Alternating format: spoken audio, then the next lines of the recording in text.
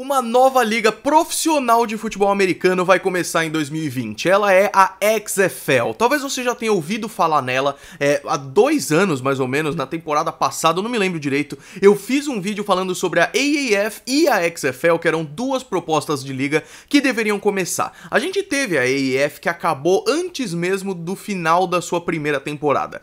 A XFL, ela tem um potencial diferente e eu acho que um potencial bem maior de ser uma liga que dura aí pelo menos até o fim da primeira temporada. Roda a vinheta que eu vou falar pra vocês um pouco sobre ela, diferenças de regras, times e o draft da XFL que rolou essa semana.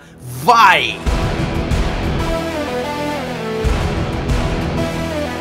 Sejam muito bem-vindos ao Bolinha Sports, eu peço que vocês ignorem a bagunça lá atrás, as coisas vão mudar, mas vai ficar bem legal, tá bom? É o seguinte então, o dono da XFL é o Vince McMahon, é o mesmo cara que é dono do WWE, o cara daquele meme famoso e tudo mais. Isso já dá um gás já, porque o cara não só ele tem uma experiência em fazer competições esportivas, como a XFL já existiu em 2001, durou pouco e ela era bem mais loucura do que é hoje. O foco dela era ser loucura que nem o WWE e tudo mais. Uma das coisas mais icônicas da XFL de 2001 eram os jogadores poderem usar os nomes que eles quisessem na camisa, então tinha alguns famosos como He Hate Me e tudo mais. Isso ainda não tem confirmação, cara. Eu tava dando uma pesquisada e parece que isso ainda não tá certo ainda. Talvez eles façam.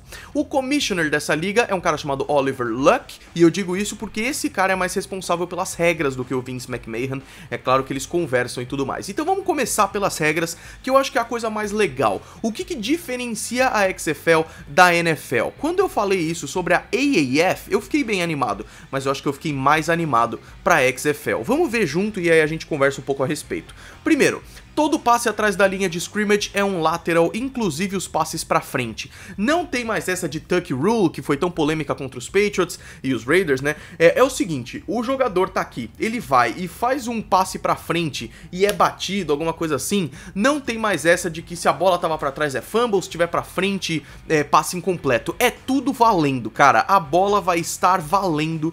E é simples assim. Isso vai ser uma loucura, eu não sei muito bem como é que isso vai ser na prática, mas é legal. O que isso significa? Pode ter mais de um passe pra frente, na NFL é um passe só pra frente.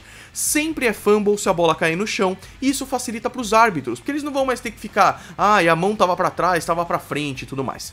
Outra regra, não existe fair catch. Fair catch é quando depois de chutar o kickoff, o jogador pega a bola e fala assim, eu não quero correr. Não existe isso, cara, você vai correr. A regra é que o time que tá tentando impedir o retorno, eles têm que dar 5 jardas para esse cara receber a bola e iniciar uma corrida. Depois, ele precisa correr, não pode mais pedir fair catch. A questão é que a XFL tá fazendo o oposto da AAF, que queria acabar completamente com o kickoff, inclusive fez isso, não tinha mais kickoff. O time simplesmente começava da linha de 25 e é isso. A XFL ela tem a ideia de deixar o kickoff mais emocionante, como já foi na NFL antes. Então, não tem mais fair catch. Além disso, a ideia é não ter touchback, ou seja, a bola passa do campo e o time começa da linha de 25, porque os times começam da linha de 15. Então, é sempre mais valioso você tentar correr. Essa é a ideia, vai ser muito da hora. Inclusive, eles vão fazer diferenças entre a distância que os times estão um do outro e tudo mais, para possibilitar um onside kick e jogadas mais emocionantes. Não existe ponto extra chutando no Y. Depois que o time fizer o touchdown, eles vão fazer a conversão. Diferente da AAF e da NFL, a conversão não é de 2 pontos. A conversão vai depender da quantidade de jardas até a end zone. E aí vai variar do touchdown que eles fizeram, né? Então, se eles forem fazer a conversão até 2 jardas da end zone e eles conseguirem 1 ponto. Se for até 5 jardas, 2 pontos. Se for 10 jardas de distância e eles conseguirem 3 pontos. É a pontuação de um field goal. Isso é muito da hora, cara. Isso vai ser muito legal. O relógio tem umas diferenças bem importantes. Primeiro, o relógio não para até o 2-minute warning. O relógio só vai parar no 2-minute warning, e aí uma coisa que eu não gostei tanto é que no 2-minute warning para depois de toda a jogada. Eu acho que uma das coisas mais legais é controlar o relógio no 2-minute warning, eles não vão fazer isso, talvez seja uma boa. Além do 2-minute warning, ou seja, os 2 minutos finais no segundo e no quarto quartos, o relógio não para em momento nenhum, bola fora, nada disso. Isso vai dar um dinamismo muito maior e menos comerciais de televisão, o que é excelente. O relógio só para quando quando tiver mudança na posse de bola. Uma ideia ainda em discussão que eu adorei, seria muito futurista, seria muito da hora, é que todos os jogadores do ataque têm um rádio com o técnico, o que significa que não precisa de huddle mais, porque o técnico vai falar, ó, a gente vai fazer tal jogada. Todos os jogadores já sabem e se posicionam na linha de scrimmage, o que deixa mais dinâmico também, eu achei bem legal, mas essa ideia ainda tá em discussão, ainda não foi decidido até a estreia da liga que eu vou falar daqui a pouco, isso ainda pode ser mudado. Um árbitro extra só pra pôr a bola na posição no começo. O mesmo árbitro que faz isso na NFL é um cara que faz outras coisas, então agora vai ter um cara pra isso. Tem outras regras ainda em discussão. Uma muito legal é a prorrogação. Eu pirei na prorrogação. A ideia da prorrogação é ser um shutout, assim como é, por exemplo, no hockey ou no futebol. Vai ser muito parecido com um pênalti, então eu vou explicar pra vocês.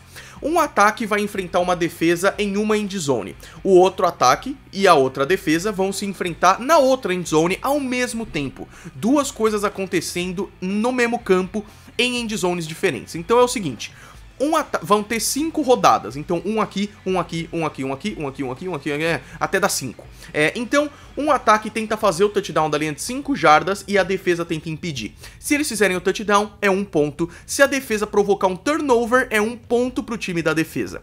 Então, vamos lá, eles fizeram o touchdown. Aí, o outro ataque, que é o que tem a defesa aqui, eles vão tentar fazer o touchdown e mesma coisa. Se fizerem, é 1 ponto. Se a defesa provocar turnover, é 1 ponto pra defesa, pro time da defesa. 5 rodadas, quem tiver mais pontos no final, ganha, que nem um pênalti. Eu achei isso sensacional. Lembrando que no college, futebol americano universitário, essa regra existe caso tenha mais de 5 prorrogações. Na sexta, eu acho, na sexta eles fazem esse tipo de coisa, se chama shootout, e eu achei simplesmente fantástico, cara.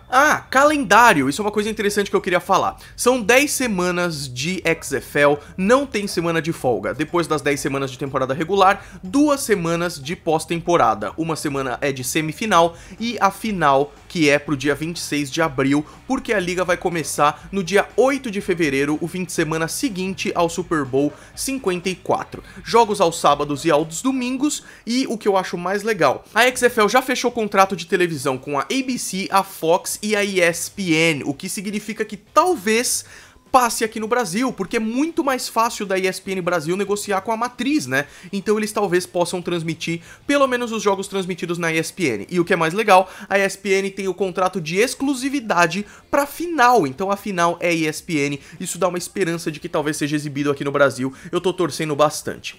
8 times fazem parte da XFL, dividido em 2 conferências, eu vou falar eles aqui. Dallas Renegades, que ficam em Arlington, no Texas. Houston Roughnecks, que ficam em Houston, no Texas. Los Angeles Wildcats, que ficam em Carson, na Califórnia. E Seattle Dragons, que ficam em Seattle, Washington. Esse time, por enquanto, tá sendo meu favorito. Na outra conferência, DC Defenders, que fica em Washington, D.C., New York Guardians, que ficam em East Rutherford, New Jersey, o mesmo dos Jets, St. Louis Battlehawks, que ficam em St. Louis, Missouri, e Tampa Bay Vipers, que fica em Tampa, na Flórida. São esses 8 times. E aí, por que eu tô fazendo esse vídeo agora, em 19 de outubro? Porque essa semana, a partir do dia 15 de outubro, teve o draft da XFL. E o draft da XFL já foi muito bacana. Jogadores, eu vou colocar aí na descrição pra vocês verem a lista de jogadores. Não tem nada de muito destaque assim. Mas o jeito que o draft aconteceu foi muito bacana. É um draft parecido com o que você faz no Madden, quando você tá começando uma franquia nova e quer que toda a liga faça um draft novo. Como se fosse uma franchise draft, né? Então, além disso, que é você ter um monte de jogadores e selecionar eles pra cada um dos 8 times, ele foi feito em Snake, o que significa que o time que escolhe primeiro, ele escolhe na primeira posição e aí ele vai escolher em último na segunda rodada. O time que escolheu por último na primeira rodada, ele vai escolher primeiro na segunda. Isso tem muito nos drafts do Fantasy, por exemplo. Mais legal que isso, eles dividiram as rodadas por... Primeiro, na primeira rodada, em geral, você escolhia skill positions. Skill positions são quarterbacks, wide receivers, running backs e tight ends. Depois, offensive line, ou seja, jogadores de linha ofensiva. Depois, jogadores de linha linha defensiva e linebackers, depois defensive backs, ou seja, cornerbacks e safeties, e depois você escolhia qualquer um, e aí que pega reservas, kickers e tudo mais. Isso foi muito bacana. Os times estão feitos, todos eles estão escolhidos. Ah, só uma coisinha que eu tinha esquecido de falar. A XFL original em 2001, ela usava uma bola preta com um X em vermelho. Esse ano não, essa temporada 2020 não, vai ser uma bola marrom mesmo, com um X na ponta, tá bom? É isso, cara, eu tô muito animado pra ver essa liga, eu tô muito curioso pra ver essa XFL, eu tive muita expectativa pra AAF, eu fiz a cobertura da AAF aqui e anunciei o seu fim também, e eu também vou fazer a cobertura da XFL aqui no Golim Sports logo depois do fim da temporada da NFL, tá bom? Me diga aí embaixo se você tá animado pra isso, alguma dúvida pra eu pesquisar e aí eu respondo pra vocês. Se você gostou, dê um gostei aí embaixo, se inscreva no canal e se prepara, porque terça-feira o cenário do Golim Sports vai estar pesado. Um grande abraço pra todos vocês. Foi!